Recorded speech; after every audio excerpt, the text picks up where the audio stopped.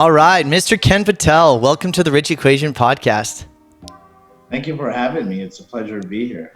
I'm really excited for this conversation today. Firstly, before I get started, I want to just acknowledge that you are my first Gujarati Patel on my podcast. Well, what an award! I know. I'm honored. Considering, well, I'm actually a Patel also. My family changed our name when Wow. I think right after we were born. So it's a special tribe, us Patels. That's it. We gotta keep the momentum going. Right? That's right. Well, I'm really excited to have you on the podcast. I think this is going to be a really deep conversation. You know, what got me interested in talking to you is that you are really going after some really big things. And, you know, before we started recording, we were talking about it because, you know, you can look up Ken and we'll put all the links of the website, the EV Hotel, and all the publicity you're getting and all the big projects you're working on and all those things. And I'll give you a second to talk about all of that. But I'm really excited to talk about the journey and the struggle and how you got here today. And after I met you for the first time and after I've kind of been watching what you're doing and what you're up to, it's been really inspiring, but also like I'm super curious because, not to sound silly, but like there is a really big Indian culture or Indian population in the hospitality industry. People ought to know that, right? That we own 60% of all hotel rooms in the United States, and it's a big, big focus point for our culture. But like you have sort of looked completely 180 degrees from what everyone else is doing and are really going after some really big things. And so I'm super excited to talk about all of it today and get as deep as we can in the short amount of time we have. Yeah, absolutely. I mean, look, this is a very old industry to begin with. And you have people that have been in it for a very long time and people that are starting out to come into it, right? So you have to balance it out. There's a balancing act that needs to happen here, but that balancing act has never happened. Mm-hmm. It's not like the evolution of the web, where it goes from Netscape, NetZero, Google, Microsoft, Apple. We haven't had that in hospitality. It just hasn't been there. So this is kind of, and I want to get more into it, but give you a little summary of the show here. Yeah, give us a little bit, just a quick high level update of what is the EV Hotel brand, what's the vision, and then we'll get into how you got here. Yeah. I mean, the EV Hotel brand is the simplicity of what hospitality should be. It's the world's first crypto and technology hotel brand, very heavily focused on technology, but also focused on a less task-driven system. We're known throughout the globe as a labor-intensive industry. We haven't had fast forward thinking. We haven't had the thought processes, how do we make the job better for our employees? We've always thought of how do we make the hotel better for our guests? Mm-hmm. We have never thought of how do we make it better for our employees? That's why the industry struggles with labor now. It's because, you can get inside of an Uber and all you're doing is making sure your legs are touching the gas pedal or touching the brake. And you're making about $25 to $27 an hour. So are you going to tell employees you need to fill out logs and checklists and make phone calls and do all of these things that are not needed? Technology does that. So what do they focus on? They should focus on service. Where the service and the guest scores of the industry throughout the world are at its worst point ever. And, I think in the beginning, as we talked about too, is yes, 60% of the hotels in this country are operated by, the Asian American community. And why isn't there more focus on service? Why isn't there more focus on creating a less task-driven system for our employees? And this would make it such a better world for the world of hospitality. But that's what EV Hotels focus is taking all the traditional processes that we have, turn them into non-traditional. making sure, why isn't there front desk? People are like, wow, man, that's like over the top, man. You're gonna eliminate a front desk? And I'm like, yeah, you're crazy. Yeah, we're crazy. But they said I a year ago they said I belonged in a psychiatric hospital. Now they're saying I should be up for many awards. But this is how the industry operates, And what do? We take out that front desk. We give them the technology for the guests to check in, get a digital key, go straight to your room. Anything you need, we're at your mercy. We're providing you the utmost service. Now the employees are free. They're not standing like robots behind the front desk waiting for a guest. Now they're going up to the guest. They're helping the guest. The guest is already checked in.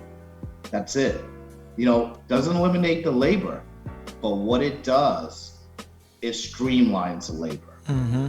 It gives a mental state of mind that, look, there's not the stress of me getting a warning, getting fired because I didn't collect payment. I didn't give somebody a free room. All that is gone. Well, what I love about what you're trying to accomplish and why I wanted to bring you here is because I think a lot of entrepreneurs struggle with the journey of going after what I'm going to consider blue ocean strategies, right? I'm sure you've read the book Blue Ocean, but going after things that no one else is going after, you're far ahead of everyone else. And there are so many industries out there that are similar to hospitality. You think about, purchasing a car. It's so antiquated of a process. You think about the airline industry. It's like very similar. And there's so many of these businesses, and we're talking about big businesses, but even in the small environments, like there are so many industries out there that are antiquated. And so what I would love to ask you is, once you decide, and I think a lot of people can have these ideas, right? Fair enough. Like you can have a lot of ideas like, oh, I want to disrupt this industry. I want to disrupt this industry. But the idea that I actually have a plan, I'm going to put it in place, and then I'm going to go after it, right? And I'm going to deal with all of the imposter syndrome, all of the negative self-talk, all of the naysayers and people who say, the psychiatric ward guys, right? The people who think you should be in psychiatric ward. Tell me about how you deal with that. How, as you've started to navigate this journey, I'm sure there's plenty of people who have doubted you. What's gone through your head? How have you dealt with that, and how have you overcome it? I use two words. And people have probably seen one of my LinkedIn posts that just went viral. And this was a few months ago. And I wrote something about naysayers, and I said, if you let that bother you, then you're going nowhere. So I use two words for them all the time. Keep watching.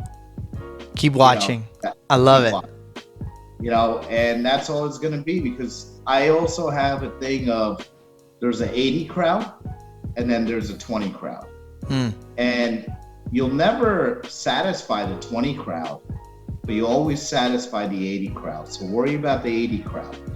The 20 crowd, there's still 20% out there after 10 years of Tesla and 500,000 cars sold in a pandemic year, that the 20% still don't believe that Tesla's a true, $3 trillion valuation, $2 trillion, whatever it is.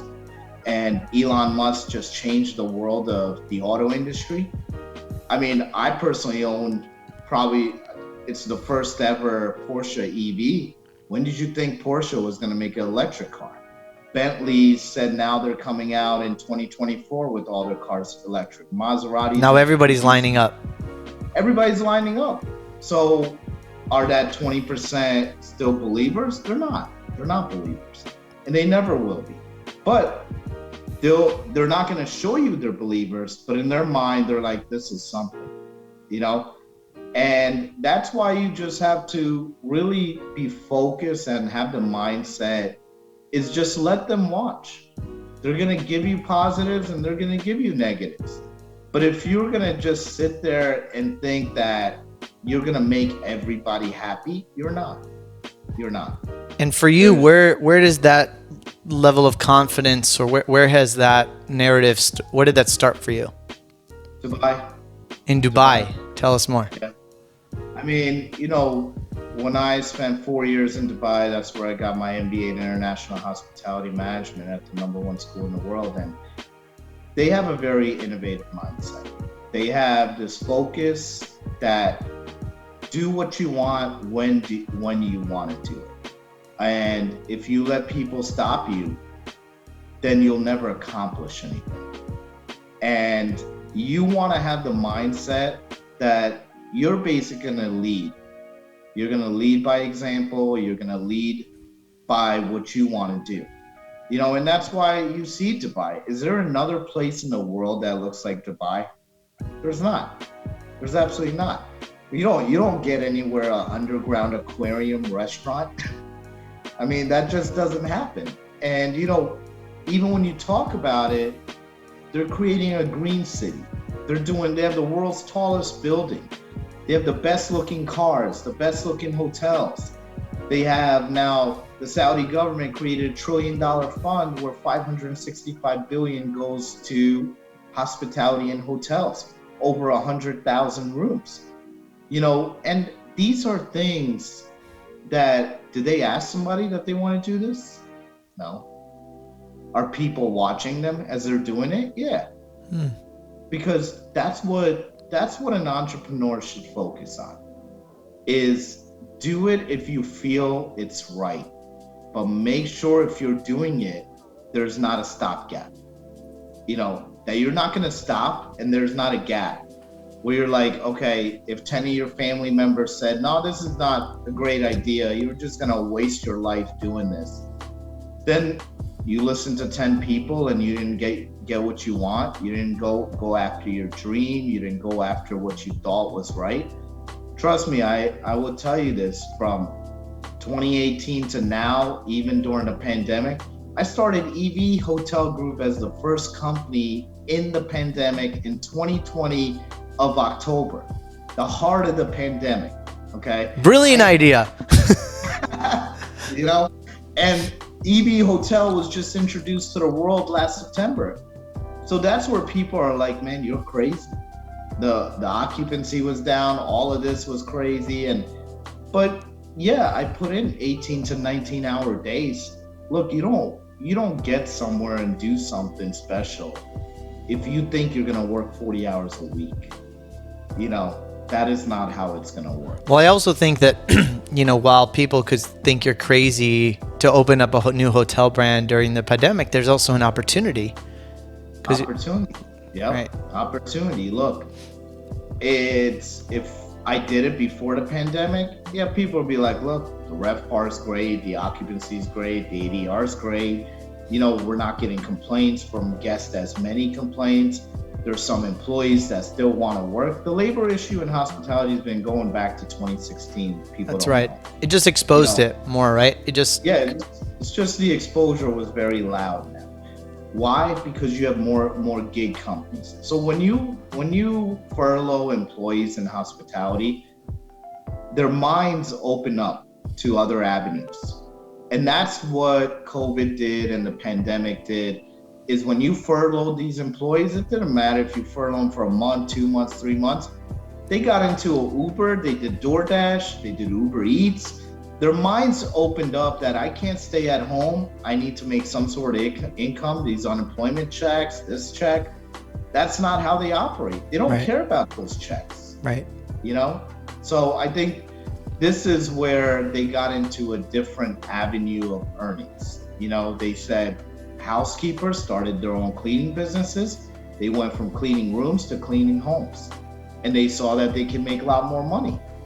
You know, maintenance guys got behind Uber and they knew that they could make $80,000, $90,000 just driving an Uber I did the math on that. If you had 100 and something Uber rides per day, it was actually about 150, 200 Uber rides per day. And you did it for 7 days a week. That was about 8-9 hours a day. You were making about $96,000 a year. Yeah, why would you sit? Yeah, exactly. Well, the gig economy is incredibly disruptive, and I don't think it's going anywhere, right? No, it's not. Yeah. It's not. That's why you have to make things easier for people. I mean, you've been in the hospitality industry for over 25 years. After going into hospitality, but putting sort of a technology crypto spin on it definitely has its own challenges. But what challenges or what issues did you face that perhaps you didn't anticipate? Well, I mean, from the get go, I said I'm not going to be part of any hotel association. I'm not going to fall into the trap of being a political leader, as in, oh, I need to be part of American Hotel Lodging, AHOA, any of these. I'm not part of a single one. And people are like, you're crazy. You need to do that. You're not going to go anywhere. You're not going to do anything because they're going to help you get to where you want to go because they're going to be able to create the brand awareness. I'm like, watch me. Watch me what I'm going to do. And that's the power of social media. Yes. The biggest challenge, obviously, is look, everybody's not on LinkedIn. Everybody's not on Instagram. And that's why I say the industry is very old, right?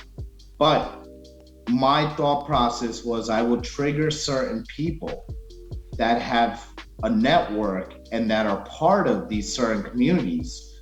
And that's where I've been able to kind of trigger. And look, it's still a struggle. I mean, you know this. I mean, you can't take a company and you think you're going to make it the magic kingdom in a year, Right. But are people very excited about this brand and what it's about and more people are reaching out? Absolutely. Look, absolutely. People, I mean, we're the first hotel brand in the metaverse, fully built. We beat out every single brand in the world. Okay, every single brand. Citizen M, that's a known brand. They were trying to replicate it. They're still trying to replicate it. They're still trying to buy land in the sandbox. We're the world's first hotel brand to have an NFT rewards program that replaces the point-based system. Since that launch, now 4 other brands have launched their own NFT rewards program. So what we're doing is changing the world of hospitality, and we know it. It's right before us. And that's why I think when you saw it at the HD Expo, I mean, you saw the engagement and the people that were interested, and they're like, what is going on? You also have a stylish blue suit, which you're always, Mr. Ken is always looking really fly, right? I mean, that's my New York City. And that's your New York. I don't know. That may be the Dubai in you, my friend. Yeah, maybe the Dubai. Let's talk about building a team. I don't think any large organization can achieve what it needs to do, obviously without a strong leader with a strong vision, but also without a strong team. So tell me about, what has been a challenge for you in building that team, that core team for you, inspiring people, and what have you learned? Yeah, I mean, look, I tapped into my network. I've built this network over 25 glorious years. And I think I spoke to you. My network is outside the Indian community. I don't know many Indian people really. And, and it's not by choice. It didn't happen that way. It was more of, I like to deal with people that have substance. I like to deal with good people, good, humble people that have been very successful. And I built this team that's really had small components of hospitality, but I felt like you didn't need a hospitality team. You don't need a person that knows hospitality construction and operations because that's the old school mentality. Let's develop a new school mentality. Let's develop world-renowned leaders in different spaces. I got an NFL athlete. I've got one of the top crisis management women in the country. She deals with all athletes, celebrities. I've got, a guy in Brian that owns over 70 companies around the world. So these are people that are educated and motivated by successful ventures. And, Stephanie Malik, she's been on hotel boards before. She declined all the hotel boards because she wanted to be part of EV Hotel. And, she's a very dear friend of mine. And, this is part of my whole network. Jeremy Gutierrez, that's in Texas. He owns a big energy company involved in Bitcoin mining, has spoke at Bitcoin conference in Miami as well. So it's very hard. And the question you were asking is, how do you build a successful team? Is you got to be very humble, you got to be very grateful, and you got to tap into your network. You got to develop a network over time that you're dealing with influential people, but also people that are great people. And as you can see, I've always learned that the Indian mentality is that every person that they have to deal with has to have a monetary value. They're like, if it doesn't have a monetary value, I don't want to even know you. I don't want to know you. We get a stigma of being very frugal as a Yeah. community. And people know me very differently. Is like, look, I don't consider anybody to have a monetary value. I'm like, look, let's be friends, let's connect, let's see how we can help each other. And if that, to me, I've always had it, look, if I get to know you, you may not help me in the way I want to, but three people down the road might, you know?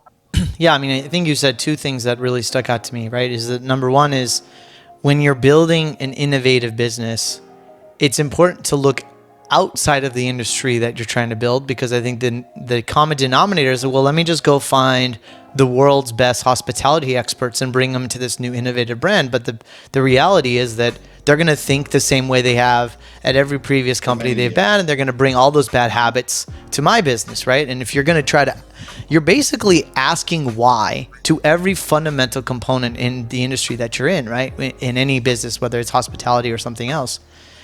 And then the second thing that I really am taking away from that is that, I think over time, and, you've had 25 years of this, but I think over time, we often don't think about our interactions or relationships about, in a non-financial way. It's like, how do I just build a relationship? I was listening to something the other day. It's like, well, there's a relationship building process, just like everything else, right?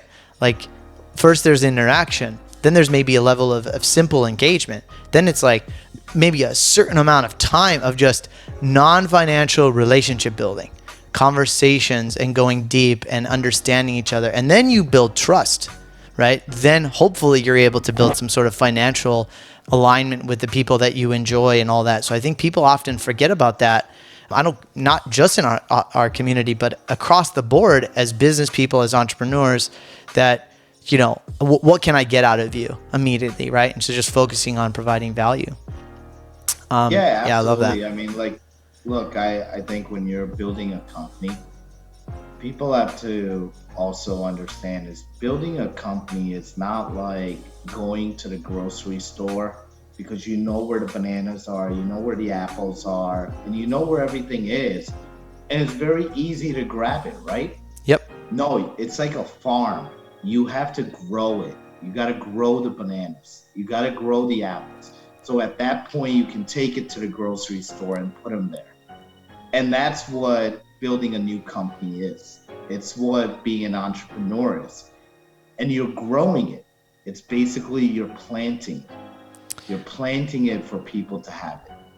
Who inspires and motivates you? Who do you look up to? There's two people, and I'll tell you, it stuck with me for a very long time. And it's funny that it's kind of the guy that I followed for so many years, from the time he started a coding business with his brother, and now they refer me to being the Elon Musk of hospitality. And it's Elon Musk. He had a documentary of Don't Ever Give Up. It's on YouTube too. And he started a coding business with his brother years ago, and they used to take showers at a local YMCA and spend 20 hours a day. Even when Tesla went public and there was a fiasco, he put in 22-hour days. So I knew what it was going to take for that. And then also, I also looked at, when you look at an entrepreneur and you look at what some of these other guys have done, right? When you look at Zuckerberg, when you look at the guy Dorsey from Twitter, and even the struggles, people don't see. They see the other side, billions of dollars, trillions of dollars, but how did they get there? Mm-hmm. You know, Paul Allen, Bill Gates in a garage, you know, and this is all part of it. Even when you look at the Oracle guy, right? Larry Ellison. Look, Elon Musk has, to this day still, he's got a great friend in Larry Ellison. Larry helps Elon in all aspects. He's helping him with the Twitter buy right now, you know? But it's almost, you have to have, there's another saying I have, and I tell this people tell me right now that I'm very lucky. And I tell them, luck is only happens as you're more successful. And the harder you work, the harder you work, the luckier you get. The luckier you get. Isn't that ironic? And so, I mean, that's what I tell people. It's like, look, it's only, luck is on your side as the time you put in and how hard you work. People see me still right now. My team sees me. I'll put in 16 to 18 hour days. I'm till like 2:30 in the morning working, getting up at 6 in the morning, getting my daughter ready for school. And then my day starts. I'm meeting people all around, having dinner, lunch meetings, all this stuff. But you have to dedicate yourself. If you want to go for it, you have to go all in. Yeah, you have to go all in. Well, you right before we started recording, you were mentioning that you got off a couple phone calls, you got a couple of important meetings right afterwards. You're traveling all the time. You're a global citizen, lived all around the world. You're doing podcasts. You're on stages. Tell me about your daily routine. Tell me what is working for you to help you perform at this level. And to be clear, and I'd love you to touch to this too, is that, you know, working really hard and working 18-hour days, great. But if it's not sustainable over a longer period of time, you're going to go for a year or two and then burn out. So I'd love you to speak to that, like what's worked for you to build a sustainable routine to keep you performing at this level. Healthy lifestyle, number one. Before I started this, I was 192 pounds. And I knew I had to get into shape. I had to look good. I had to be good. I had to eat healthy. And that's what I am at. I'm, like 162 now. And, I'm in the gym 6 days a week, 2 hours a day. That's my first thing. I don't start my day without 2 hours in the gym. And, I'm with my trainer twice a week. So the other 4 days I'm working out. I'm on a protein kick daily. I'm over 100 grams of protein every day. So, I think you can't do those hours without having a healthy lifestyle. And I tell people, they're like, how do you find time to get into a gym for 2 hours? I'm like, you got to make time. That's about it. You got to start your day like that. That's got to be your routine. That, look, the first thing I'm going to do is go to the gym, and then everything else comes, and that's just how I operate. Even Saturdays. Every day I get up 6 in the morning, 7 days a week. That's when I get up. But I don't drink. I haven't. So when I started this journey, I said, what's the hardest thing for people to give up? And I just thought to myself, I don't think it's the hardest thing, but what is it that you can't give up because you're so social, going to events? And I said, I'm going to give up drinking. Yeah. And that's what I did. It's been 3 years. So, and you got to give up something to get some in life. And that's what I gave up. And people are like, damn, we can't believe and everybody tell that, they're like, damn, that's so hard for me to do that. Even though I'm so social, I might go out to an event once a week or twice a week. And I got to drink because I think the other people are thinking I'm crazy if I don't. And I'm like, get a pineapple juice. I don't know. Well, I think and I hear you. I stopped drinking many years ago, and I think that, but it's not the drinking that you're dropping, right? And people don't often think about it. It's like, I can't stop drinking, but it's the codependency of what the drinking represents. Yeah. It's, oh, I have to please other people and I have to make them feel warm and comfortable so I'll drink a vodka tonic or whatever. Yeah. Where And I think it's discipline, right? That's right. It shows a person's discipline. People that know me know I am very disciplined. Like if I will find a time for the gym. I don't need to drink to have a good time. I don't need to go to meetings and drink. I don't need to go to events and drink.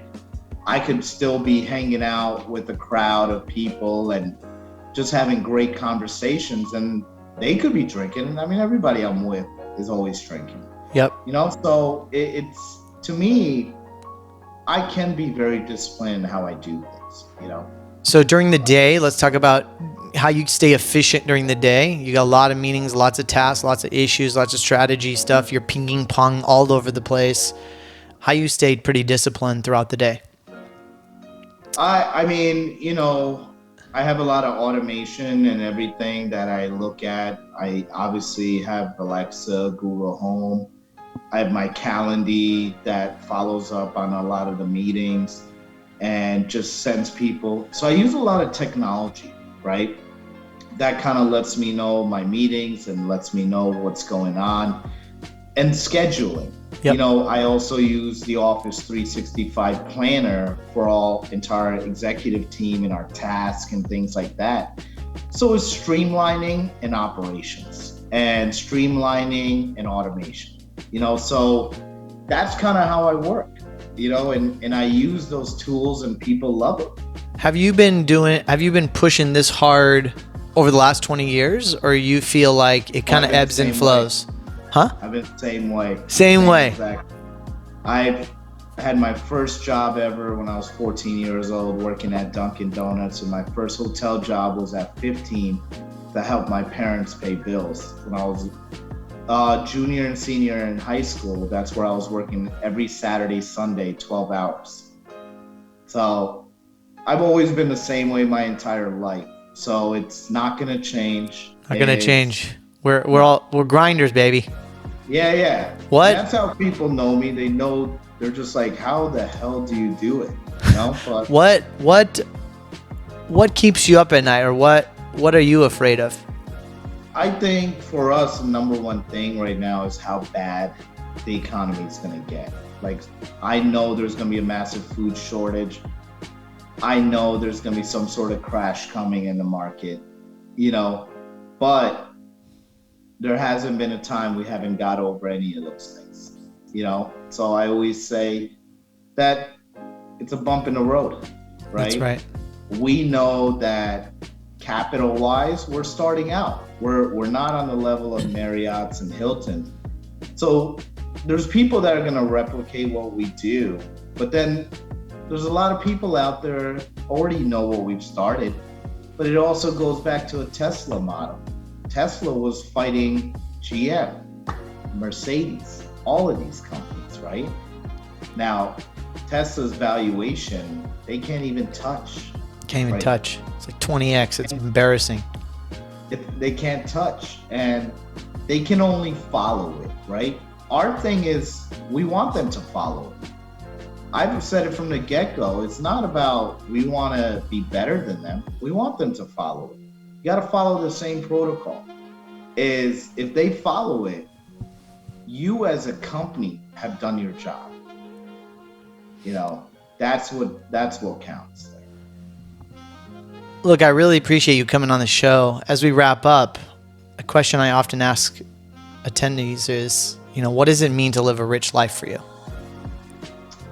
I think for me, it's giving back. That's why we're doing our first charity event. We haven't announced it, but it's next week. And it's always been like that. It's when your 7-year-old daughter knows everything about EV Hotel and puts my name in YouTube and watches every single video. And she says that she knows the smart mirror, the smart toilet, all of these things. I feel, to me, that's the rich life, because it's not about money. I don't feel living a rich life is about money. Living a rich life is about values. you know, is to know how can you give back. We're all on this earth to give back and help others. That's what we're here for, you know. And if you've been successful, that's the mantra you need to have. Because what are you gonna do with it? Are you gonna take it to your grave? Is it gonna sleep with you? You're born naked, you die naked, baby. Yeah. You know, I mean, like I tell people, I'm like, what do you know, if there's a struggling person or if there's people that need help, and if you've done well, then you need to help them. You know, you need to get them over the hump. You need to help them in the way that how they can be a better person, how they can live that life, and how can they get to that point, right? Yep. So, and that's the issue we have in our industry is, I mean, you're on LinkedIn and social media, and I see with hotels, it's like, I'm opening this brand, I'm opening this brand, I'm building this brand, I'm building that brand. But to me is, how can you help people get there? You're already there. You're building it, yes. But how can somebody else do it?